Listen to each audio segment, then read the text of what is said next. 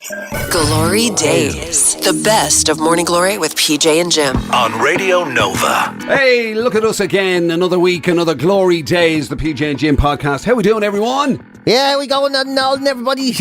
We're well and truly in the throes of a world football competition you may have heard about, referred to as the World Cup. And I have to say, I am loving it. I'm loving it and hating it at the same time, to be quite honest. Why is the hate coming in? Because I just feel I think the time of year is knocking the crack out of it a little bit. Yeah. I do. It doesn't feel World Cup-y. No, it doesn't. Sure it doesn't. You know Patrick that I used to do Naked Camera with and all. So Owen McCabe. Yeah, so he was going to have kids, you know what I mean? He has kids now, whatever, Yeah. But back in the day, so the other half pitches to him and says, would you like to have maybe the opportunity to create little versions of ourselves? And he said, yes, on one condition. Hang a second now, you mean she wanted kids? Yes, yeah. That wasn't a weird about way of asking for the ride. That was just like, she meant actually, do you want to have kids? Yeah, I know. All right, yeah. Jeez, no one wants to ride anymore. So he was like, yes, absolutely, but there is a condition. Right. And his condition was, every 4 years, for 3 weeks, I don't know you. I don't know who you are. I don't know why you're living in my house. I don't know who the little people are. This was like a prenup. Yeah, but when the World Cup is on, that's it. We are estranged until the final whistle. That's very good. Yeah, so that was the kind of the deal. And you're laying that's very good, laying the ground rules. Laying the ground rules, getting in there early. And I bet you he doesn't stick to that now this time around, because it doesn't feel like a real World Cup. Yeah. It's great now. Yeah, she might throw in a little, she might actually have a legal objection. Yeah. He might have gotten a letter from her solicitors. Yeah, technicality, Your Honour. Exactly. Not only are the children able to fend for themselves, but he is no longer, this isn't the deal. It was always it was a midsummer deal. This is not the midsummer. Like, the only other thing is, right, so obviously everybody was going on about, and rightly so, about the corruption involved in Qatar potentially maybe getting alleged corruption, just in case again that person's solicitor is listening. Yeah. The alleged corruption, and then obviously the human rights concerns, the migrant worker deaths, all LGBT, everything, all that stuff, all the human rights stuff across the board, right? But I remember saying, look, the one thing is, as bad as all that is, right, as a spectator, you know what I mean, when you lose yourself in the football, it might turn out to be an amazing spectacle, because let's face it, these people have more money than sense. They'll throw money at us. Yes. It's going to be spectacular beyond belief. Unbelievable, yeah. I've been a bit let down. Remember, we were talking about the opening ceremony wasn't great. Yeah, Jim and me were there saying the opening ceremony, these lads, it'll be like the Chinese liberation. I thought there'd be spaceships and every blooming thing coming on. Yeah, and it was just what's his name again? Morgan Freeman, who looked very frail, chatting to a Paralympic lad that's doing handstands or something. Was he a Paralympian, that chap? I don't know, I didn't see it. I'm just going off what everybody said. I just, I'm fitting the narrative in here. I don't know. Well, he could have been a Paralympian. Yeah. Actually, maybe that makes sense. Maybe he was a Although, I don't know. Well, he was no legs doing handstands. Was that it? Well, no, there was no handstands involved. He just walked on his hands. Oh. You know what I mean? I thought it was... So, he wasn't there from the waist down. Yeah. Oh, sorry, I don't know why I assumed it was him doing tricks or something. No. He was doing he was just talking to Morgan Freeman. Like it was like an act, He was doing, I don't know, sword swallowing or whatever. And it was just very, so apart from that bit, which was very schmaltzy, you know what I mean? You could tell Morgan Freeman was paid a load of money. Oh, yeah. Because he was talking. Acting like he had a... The stuff he was coming. The tribes of the world come together and all that stuff. I will say one thing that's been great watching this World Cup is it has had the worst speeches I have ever seen. Like, the worst I have ever seen. Your man doing the speech where he stands up and goes, today I feel black, I feel white, I feel disabled, I feel like a migrant worker, I feel like a lesbian. You're like, what? On earth. This is the most Alan Partridge shit I have ever seen. El Infantino. And having a bit of a weird one. And have we not learned our fucking lesson? At this stage, ceremonies are always good until the point where some arsehole in a suit makes a speech. We are fit. Don't this do time it. Leave it out. This time it was a lad in a I was going to say a dress, but obviously it's whatever the traditional dress of... The dish dash. A dish dash, is that what it's called? I think they call them dish that. Dash dosh. Yeah, I think that's called... perfect environment. Yeah. But, and even that, even like the opening ceremony, once you got past the initial, like, schmaltzy speeches or whatever, and it was like, okay, it was people dancing and the odd person singing and kind of... It wasn't even anybody really famous. Yeah, that's because they all backed out. They were all, they were all running for the hills. Like, I thought it was just going to be an Elvis impersonator because everybody had bailed out. That would have been interesting. Yeah. And then there was like, like giant jerseys or whatever. And then Casper the Friendly Ghost made an appearance. Strictly speaking, it wasn't Casper the Friendly Ghost. It was meant to be like a sheik or whatever. Yeah. But I'm sorry, he bared a massive resemblance to Casper the Friendly Ghost. Yeah, it seems like the whole thing was a damn squib, really. Yeah, I was just disappointed. I expected it to be absolute. I thought, they're really going to try and win the world over here. They'll absolutely lash money into it. Yeah. It wasn't that. It's weird when you expect something and then it delivers on the other hand. I remember the same fella Patrick. He was mad into history. He studied at Maynooth, loves history. Yeah, and he got into a taxi and he had the World War II book, or no, it wasn't, a beg your pardon. He had a book on Franco on his lap. Right. And the taxi driver says, history, yeah. And he goes, yeah. I studied, I love history, and the taxi driver goes, me too. Love it. Absolutely love history. I bought a great book there the other day you might be interested in. The History of Danny LaRue.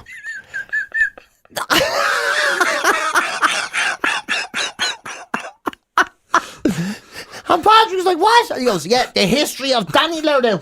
Brilliant. You would never know. Yeah, wow. the story of that man, what he went through, how he learned to play the piano. Unbelievable, yeah. What got him into the glitter? Sorry, hang on a second. Yeah. Are we talking Danny LaRue or Liberace? No, Danny LaRue. Right. Isn't Danny LaRue? Oh, hold on. I'm thinking of Liberace. I am thinking of Liberace. So Danny LaRue. Who was Danny LaRue the again? cross-dresser. Oh, is that who it was? Yeah, he was the sort of like one of the first ever drag queens, almost. Oh! And then Liberace was the piano playing lad with the sparkly jackets. Oh, I wish I read the fucking history of Danny LaRue now because I'm after making a right fool of myself. That's going to be one of the great conflicts of the future.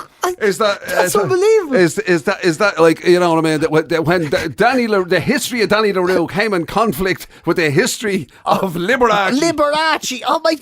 For years I've been telling that story. Years.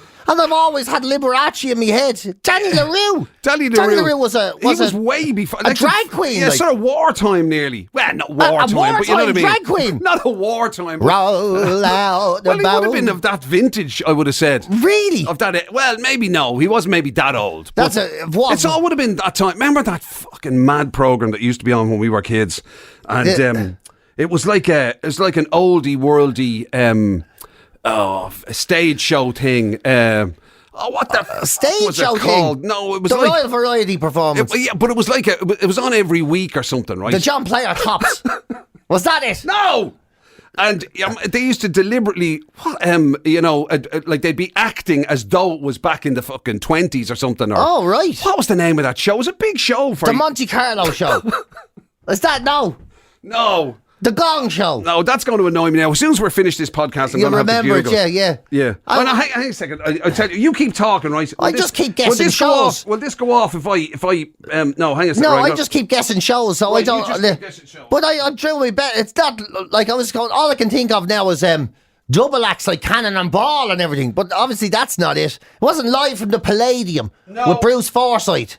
You know? No, I'm trying to Google here to see any of these. No, fuck. They always give you. Why do you always give you fucking American ideas? Oh, it's always Google. It's always American. That was a here. I'm gonna have to say. What would it have been? It would have been on the BBC, would it? This is like a pub chat now. This is like two old lads in a pub going, "What's that man's name? He looked like Teddy." Oh, was it the good old? No, it wasn't the good old days, was it? Maybe it was the good old. It was the fucking good old days. That's what it was called. That was actually what it was called. Do you remember that mad fecker there? Look at his picture. Remember that guy? Oh, I do remember him. Now you see. Yes. And they used to do it like as though they were fecking it around in the time of Laurel and Hardy or something. I remember him. Do you remember that? Yeah, he went on to play in lots of horror movies, that lad. Did he? Yeah, he's like a vampire-faced fella. Or maybe that's not the same lad. Again, maybe that was Danny LaRue. Or Liberace. I'll tell you something. I never I know when we start these podcasts, we never have a plan. It's just whatever, stream of consciousness or whatever you call it. Big time. But feck me, I've never thought we'd end up talking about Liberace and Danny LaRue. I can't believe I thought it was LaRue. the same lad. Imagine now there's somewhere out there's a taxi driver that listens to this and he'll be going, Danny LaRue and Liberace, these idiots know nothing about history. Next thing they'll be confusing Mussolini and Hitler or Charles Haughey and Franco. I mean, that's unbelievable. That is unbelievable. The history of Danny LaRue. I'm buying that book because now I realise I don't know anything that happens in it. It's going to be great, you know. So, and like obviously it was what did they call it? A biography. As opposed to an autobiography. Well, it was a biography. Somebody else wrote it. Somebody else must have wrote it. And your man assumed it was there for a history. I suppose technically he was right. It was a history book. Yeah. Well, I thought, because Liberace's still alive, right? So I was wondering why they... Is he? Oh, hold on. Is he still... I just assumed he's still alive, is he? Well, he might be. Well, I mean, considering on the show earlier today, you said one of your favourite things about Christmas was sitting down to watch the Morecambe and Wise Christmas special. and they've been dead for I don't know how many years. Like, honest to God. Liberace. Right, is he still... No? When did he go? Liberace died in 1987. February the 4th, 1987. 87. In fairness, anybody could make that mistake. It's only, what's that? It's only about 35 years or something. I've been walking around since Patrick told me that in 2004, telling everyone that about the history of Danny LaRue and thinking he was still alive, but he was actually Liberace. Who's been dead for 30 odd years. Who's been dead for 30 odd years. Is Danny LaRue still alive? Not at all. No. Danny LaRue. I suppose he must be older than Liberace. Oh, for fuck's sake. Is Hitler still alive? That bloke from the good old days, he's probably gone as well. Yeah, I bet they're all dead. And from now on, I'm just assuming everyone's dead. Danny LaRue would have appeared on that show. He probably would have. He would have rocked up. That would have been his kind of thing. So what did Danny LaRue do? Sing songs. Sing songs. And, pack up your troubles in your old... Like, that's sort of like drag. He was like the forerunner of...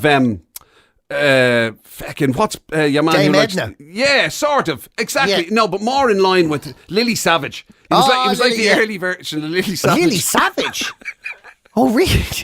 Like he had, he'd make a bit of comedy and all. Yeah, a bit of comedy, a bit of innuendo of the day. Yes, but very mild of the day. Yes, I know what you mean. Like, those are variety acts. Now I know what you mean. That's the you think variety. Variety was the word I was trying to think of. So they come on and they do a little bit of, hey, how you done? And all that, how long you been married? 3 hours. Ooh, and they said it wouldn't last. And then they go like, okay, before you folks go and get a drink, I'm just going to let you know that in America, Yeah, that sort of nonsense. Yeah, okay, now I have it. Now I have it. Right. Do you reckon we're done? Have we milked Danny LaRue and Liberace enough, do you reckon? Yeah, I think so. Yeah, and to be honest, I don't deserve to be here. So we better get out. I'll tell you what we'll do. We'll have a moment while you have a listen to the some of the best bits from during the week on the show. It was an interesting show this week. We talked at one stage about children's names. I'm trying to remember how that came up. It came up because Claudia Winkleman wanted to call her child after one of the characters in Rainbow. That's right. That's where it came up. And then we were saying how ridiculous names are after getting. Yeah, absolutely. So we ended up chatting about kids' names, and well, specifically from a slightly Irish context as well. Yeah. But anyway, so that came up. Also, naturally enough, something that's appealed to PJ and myself was there was a story about what the minimum amount of exercise you need to do is if you're somebody who does feck off. Who lives a sedentary lifestyle. Yeah. And we wanted to focus on this because the two of us together are doing less exercise than a duck. Yeah. So naturally, yeah. Suffice to say, it didn't go well for us. Not really. Didn't end well. Didn't go well for us. Also, we had a bit of a nostalgia thing. It didn't start out like that. It's actually started out to do with food, this particular story, and about how stuff changes. It kind of feels like it changes taste depending on the colour of your bowl. Yeah, depending on how it's served, yeah. But it did lead us to a wonderful time in a house decorating history. Yeah, my God. Yeah, when feckin' Danny LaRue would have been in his element. Danny LaRue would have loved these carpets, I can tell you that much. So we chatted about that, and then also, morbid as it sounds, we ended up talking about gravestones. And morbid as it sounds, we actually ended up having a great time thinking about Jim dying. Yeah, can you just point that out in that story? Listen carefully in this story as PJ gets absolutely joy out of the prospect of my death. Yeah, I don't mean to sound bad about it, but I can't wait. Right, have a listen. Oh, we'll talk to you in a minute. GloryDaze, the best of Morning Glory with PJ and Jim. On Radio Nova. So now there's a whole new genre of books because kids, for the first time, they're noticing they're really feeling the sort of stresses and strains of modern life, much as the rest of us. So they've now got a new genre of book. Mindfulness books for kids are apparently all the rage these days. That's a big thing now, is it? Yeah. Mindfulness. It just shows what a mad world we're living in when kids are walking around so stressed out. You know, how crazy. It's supposed to be the most chilled out, non-worrying. So that, you see, you think, and all of that stuff about, your school days, best years of your life, not a care in the world. Oh, God, they're brutal. Who are you telling? Yeah. I just, the idea of a stressed out child is terrible for me. Do you know, I just imagine young lads and they're just walking around going, how are you going, Andy? Oh, not too bad. Yeah. Oh, busy day. I was blowing up dog poo with bangers there earlier on, and I have to build a hut now in the back garden. I think you're the only person that ever did that. Do you know that? Blowing up a dog poo with a banger? Yeah. No. I think you're the only person that ever did that. Do you think so? I don't think so. I'd never even heard that until I spoke to you. Really? Yeah. Oh, yeah. It's literally, when you're young, you have to make fireworks come from somewhere. Light it and run away. Yeah. And then you're like, the back is at me there because, I had to pull it there doing a bit of hide and seek. It's in the drawer for ages. God, I've loads. They have two things to colour in there before I go in the morning. Yeah. Two pictures to colour in there. She's at me again, you know what I mean? Wants to put my art up on the fridge. She's always at me about Then there's that. the homework of a communion on the weekend. Yes, a young fella's work is never done. Huh? A young fella's work is never done. I was exhausted the other day there. A blooming nature walk. She brings on you a nature walk. It takes 30 of us to bring that teacher on a nature walk, She doesn't know where she should be going. Yeah, walking around looking at acorns and all. Picking up conkers and all. Not even the right season. Soft in the head, that teacher. Like, it's just, it's a sad thing to think that kids do need these books or whatever. But I don't know. Although I suppose no matter what age you are, you always think whatever you're dealing with is the most important thing to be dealing with. Yeah. Even if it is. That's true. Where is me? I can't colour this in without a green pencil. That's true, yeah. That's kind of how I come into work here. Jim puts out me colouring books and, he says, don't cause any trouble. If you're going to press a button, let somebody know. And, And then, of course, the other side of it is, right, there's the stuff that adults put on kids. Yeah, that's the thing as well. Yeah. You know what I mean? Like, for example, there's a story doing the rounds today. Now, this didn't quite come to pass, I don't think, thankfully. But your woman Claudia Winkleman? Yes. She does Strictly. She does all that. Yeah. She presents the Strictly Come Dancing thing, doesn't she? I take your word for it. Right. Okay. Yeah. And she said today in the papers that she wanted to name her child a very specific name as a result of something she loved herself as a child. She wanted to call her first child Bungle because she loved Rainbow. Bungle. Hey, Bungle. What are you doing, Bungle? What in the net? We can't. Are you trying to make your kids have a stressful life? That would have been Bungle Winkleman. Yeah, the kid would have been in school. Yeah, Bungle Winkleman. Or whatever. Maybe she has a marriage name or something. I don't know. Named after an extraordinarily camp bear. I mean, that's children's TV characters. Imagine two twins turned up in school and they were called Zig and Zag, or Bosco, or whatever. Well, there is a famous Bosco. There was Bosco Hogan. He was an actor. Was he? Yeah. I suppose with a name like Bosco Hogan, you'll never get a real job. He would have been well ahead of the Bosco thing. He wouldn't, he'd have come first. Oh, he would have come before the puppet. So Bosco must be a proper name. Is it? There's no Boscos around there. No, there's not, is there? There must be. There couldn't be real Boscos out there, is there? Bosco's just a name for an old thing that lives in the box. What would have been for us? Like, what could have been? To be fair, I mean, I'm regularly get called Muttley on the show anyway. Yeah, Muttley, yeah. Nothing unusual there. Yeah. But kids' TV show characters, would you stop? Inspector Gadget. Well, that's ridiculous. Inspector's not a name. But you know what I'm saying. You know what I'm saying. You know what I'm getting at. Yeah. You know what I'm getting at. Yeah. You could have ended up being called Scooby-Doo. Yeah. Or Jerry Mouse or something stupid. That's not his name, though. He's not called Jerry Mouse or Tommy Cat. I can't believe. I can't think of a cartoon. Of all of the mad names that you could have chose, you chose Tom and Jerry. 2 actual names. Few people have been on just to say they do know Bosco's. No way. I did not think that was a real name. I honestly didn't. There you go. So it wasn't. So Bosco, the cartoon or the kid's character, didn't start the trend. There's nobody named after the puppet. What kind of square-headed baby do you be looking at? Did you go, Dad, we'll call him Bosco? Diane knew a Bosco. She recently worked with the Bosco. But was it a nickname or a real name? No. There was a Don Bosco. He was a Christian brother back in the 1900s. Don Bosco. Sounds like a leader of a... Yeah, of a crime cartel. A crime cartel, yeah. Don Bosco, Yeah. I come in peace. I want his hand.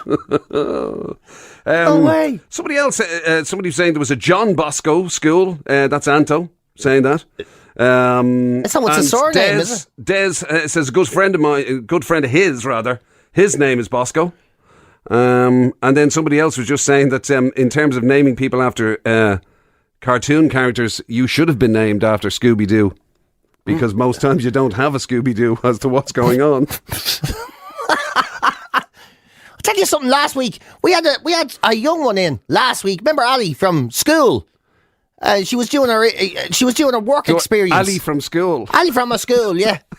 Yeah, like there's only one school in the place. Like, yeah, one giant school in the country. She's from the school. She's from the school in Dublin, and she was sent here for the week. She was what age? I don't know, 16, 17 at a push, was she? I've no idea. Well, you and me and Clint were here, and then you and Clint walked out, and it was me and her left sitting in the room here. And she turns around to me and goes, "So, do you ever do anything professional?" She says. That's what she said.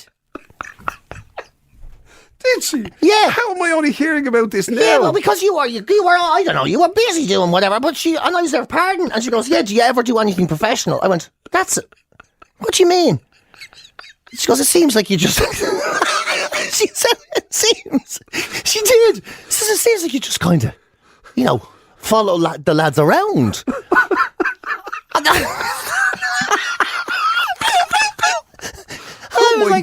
I would have given her a way better report if I knew that she was that clever. And you know what my only comeback was? I says I was here on time.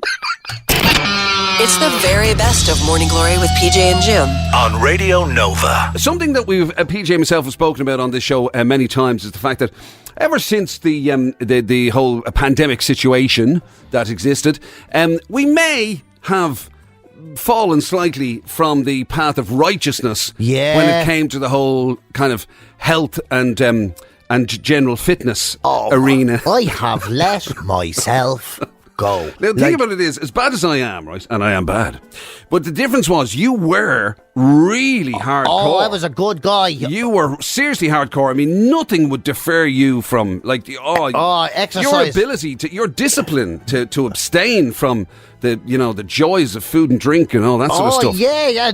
Like you said, discipline was a great thing I had, and then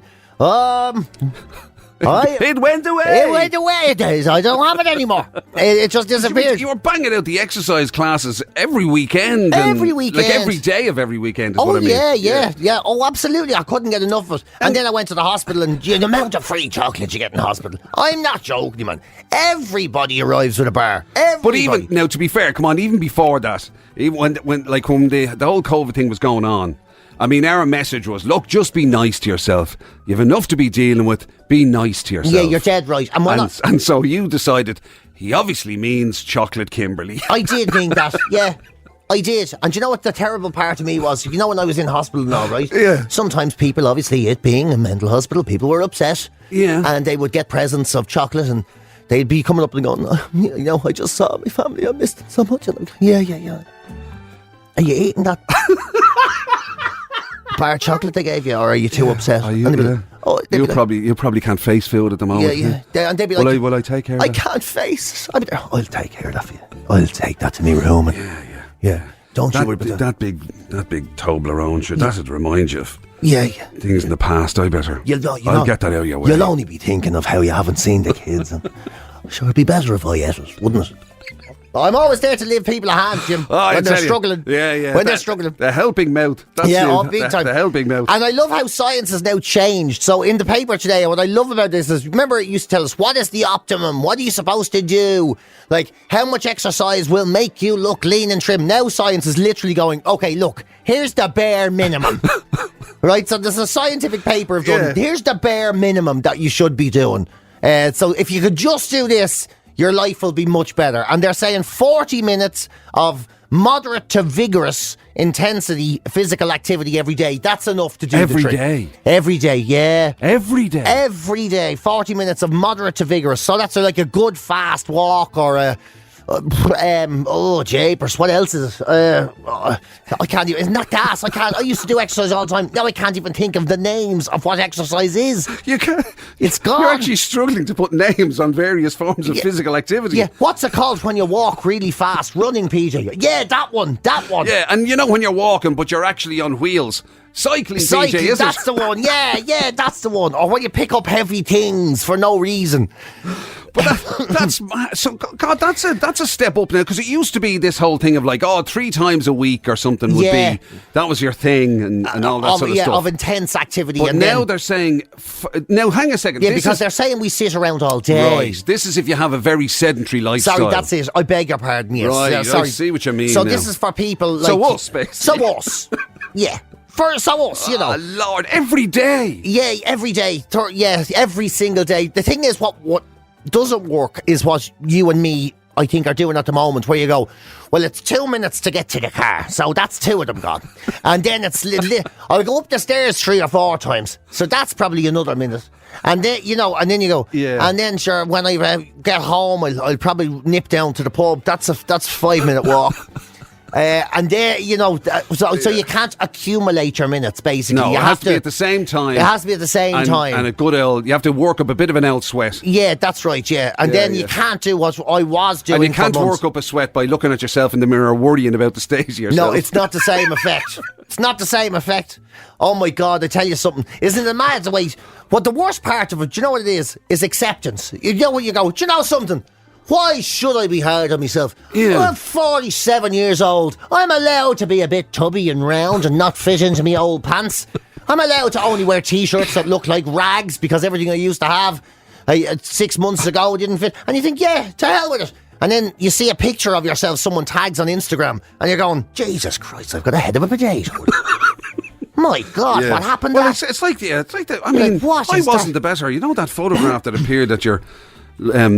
following your lovely mother's funeral. That's the best photograph of you I've ever seen. It's horrific. It was amazing. Horrific. It made Jim... It was like a melted...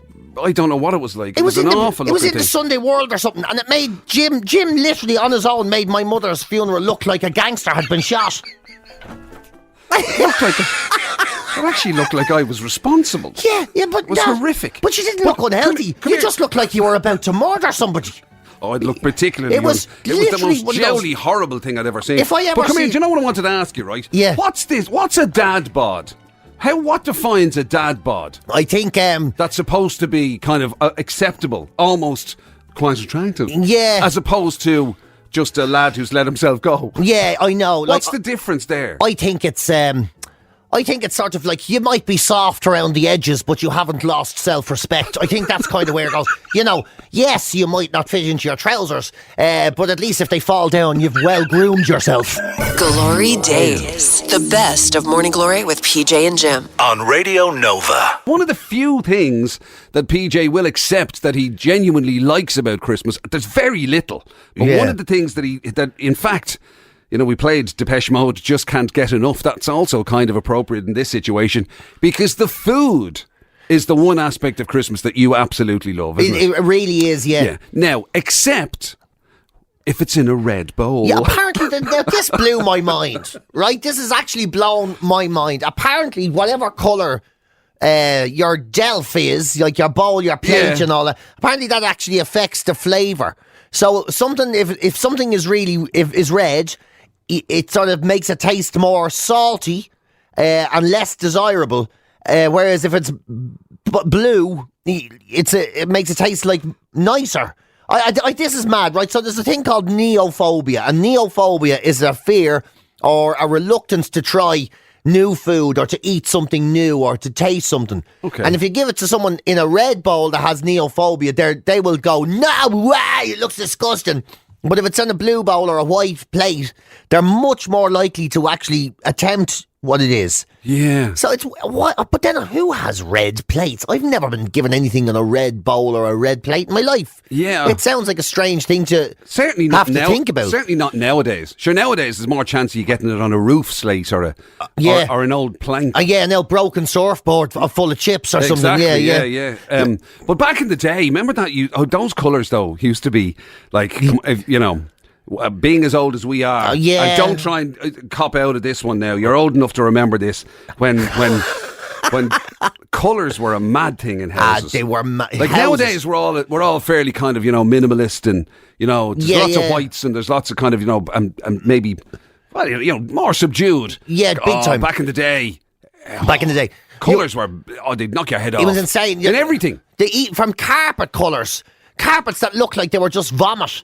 You know that way, just like vomit splatter carpets because that's the other thing, colours and patterns. Patterns were off the charts. And that wallpaper we had in our gaff, it was wallpaper, literally paper that was made to look like it was marble or some special sort of engraved wood or something. Oh, it like that embossed stuff. Yeah. That you could pick off. It was like 40 wallpaper.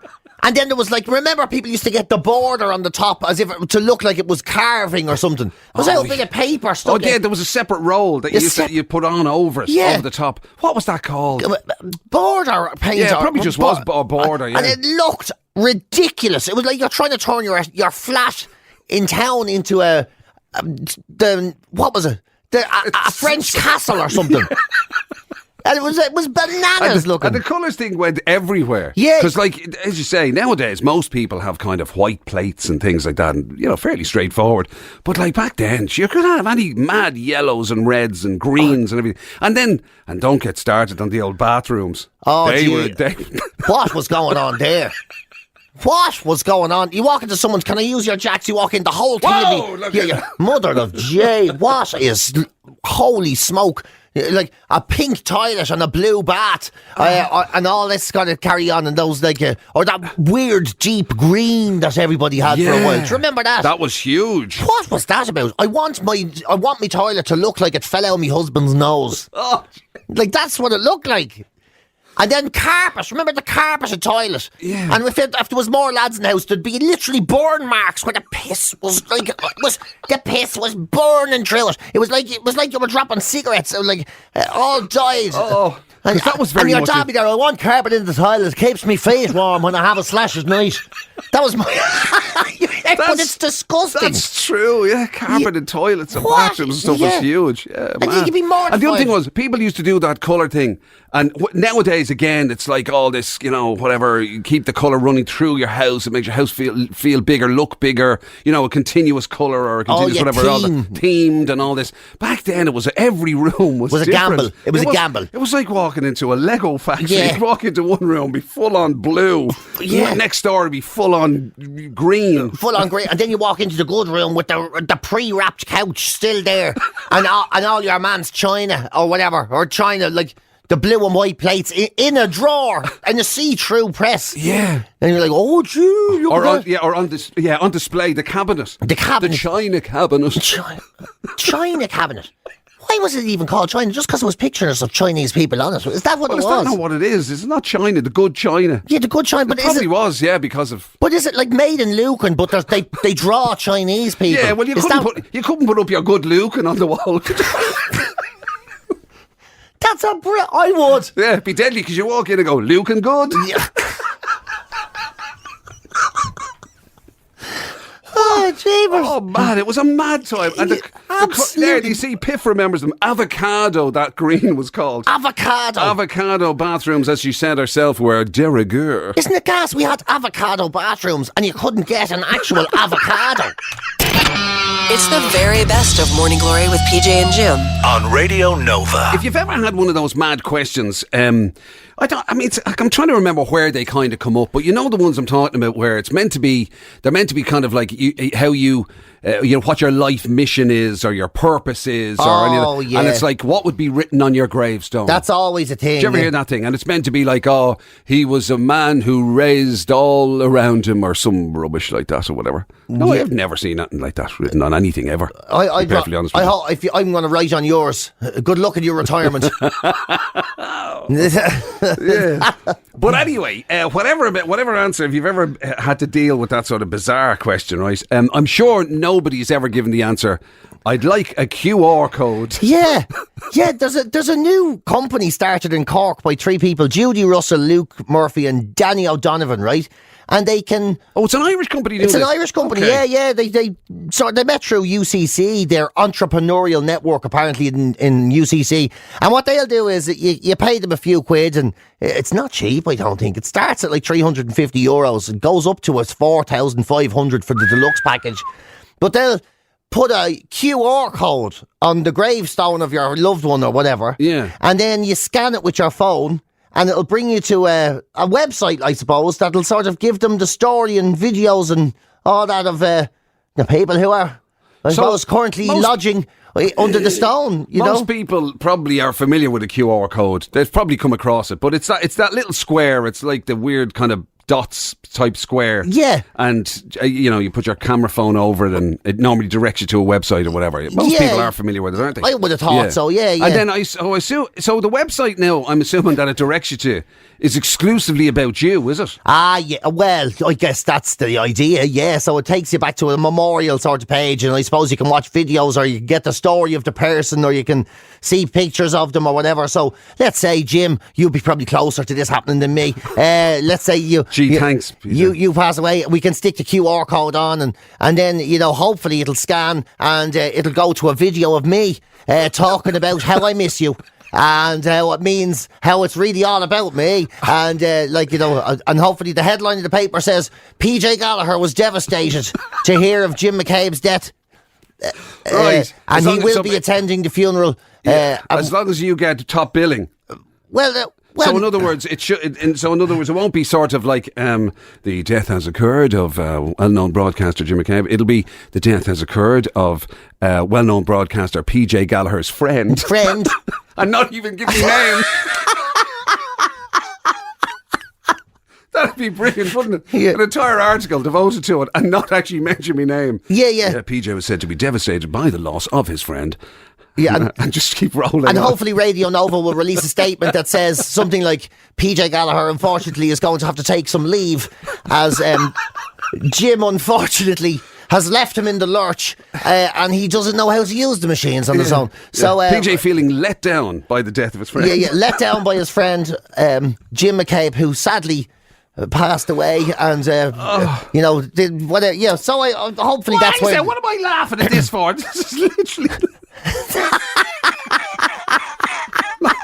Not only am I dead, I'm getting a kicking. You're not getting a kicking. Everybody's disgusted you're dead. By the way, what happens? Like, you know the way we would have an inherent distrust of technology, because invariably it always goes wrong for us. You know what I mean? I refer you back to your online banking experiences. Oh my God. And various other bits and pieces along the way. So what happens if you get taken? Like, would you trust it to divert to the right website? Like, you could come, if it's diverted you to the wrong website, you could end up on all sorts of... You could, yeah. Like, to be all sort of falsities, potentially. Well, that's true, yeah. Actually, if anything does happen to you, I'm going to write a show about you, and hopefully the QR code will then give them a link to the tickets. PJ Gallagher plays Jim McCabe. Come see him live one last time on stage in Vicar Street. Yeah, Just my luck, you'd scan the QR code and end up being diverted to the Screwfix catalogue. But that's the thing, maybe it'll link to things. Jim's death discount, an extra 10%. Yeah, Dyson will give you 10% off, because Jim was such a fan during his life. They'll You get a discount code. I mean, I suppose the theory is good because, in fairness, you could put in, you know what I mean, if you did, like John was trying to sell it to us earlier on, right? I don't know if John's on a commission now, or John. Yeah. But he was trying to sell it to us on the basis that if future generations, like say your great grandchildren or whatever, wanted to find out about their family history and all that, they could scan it and all of this kind of stuff. And he was saying your videos and your photographs. I mean, I'm sure there's lads out there who very much hope that their videos aren't included in it. Yeah, I know. Along with their internet history and all that. Yeah. I mean, that'd be the worst thing ever. Imagine I died and then someone scanned it and they saw a copy of my browser history. They'd be like, my God, he should have died years ago. GloryDaze, the best of Morning Glory with PJ and Jim on Radio Nova. There you go, folks. Some of the best bits from during the week on Morning Glory. It wasn't a bad old week, actually. It was a funny old week. And of course, we'd no Clint this week. No, so we've been on a jolly, we've been Skype. Oh God, no, I forgot somebody might hear this. We've been Skyping off. What's the point of denying it? Yeah, we have to do a meeting with him now anyway. It's not like he doesn't know what we're up to. So really, would he be on the meeting as well? Well, he always is, isn't he? He never stops working, that man. He never stops working. Yeah, he literally is the opposite to us. Yeah. It's the proper yin and yang, isn't it? He doesn't sleep. He's a vampire, man. He leaves here and he goes, right, I'm off to the cinema. And he sees a movie, right, it's now lunchtime, but I only eat once a week, so I'm now going to fly to Barbados till it's unbelievable. He just how he fits it all in. I have no idea. You and I get proper cranky if you have one bad night's sleep. You know what I mean? If you only ended up getting maybe 4 hours or a broken few hours or whatever. That's basically his norm. Literally, this is something that has happened, right? This has actually happened. We've been talking, Clint is going, I came in at 3 a.m. I was up to 3 a.m. and I came back here and then I went off and it takes me a while to wind down. So I had 45 minutes sleep and here we are. But sure, I'll catch up on the weekend. But we're like, holy shit. Next morning I come in and Jim and Jim would be there going, fucking woke up for the piss at 3 o'clock. I couldn't get back to sleep. And that's it. The whole week is out. Oh, yeah. For us too, the whole week is out of kilter. It's the way we were talking during the week about the minimum exercise. Yeah. I mean, it's literally, that'd be enough now to write that entire week off. Well, there's no point of fucking exercising now, is it? Yeah. Sure, I only got about 6.5 hours there on Tuesday. Yeah. Do you know what I mean? It's ridiculous. Yeah, but you slept all the other nights. That's not the fucking point. It's not the point. How am I supposed to have the energy for that? I'm tired. Do you know that? 3 weeks ago, I didn't get a wink. I'm still catching up. So give me a break here. You know? Jesus Christ, it's not easy. I love that when people say that it's a great waking up in the mornings. Yeah. Great finishing at lunchtime as well. So anyway. Yeah, fair point. Fair point. Right, folks, have a good week. Let's get out of here, my man. Let's get out of here. I'm knackered.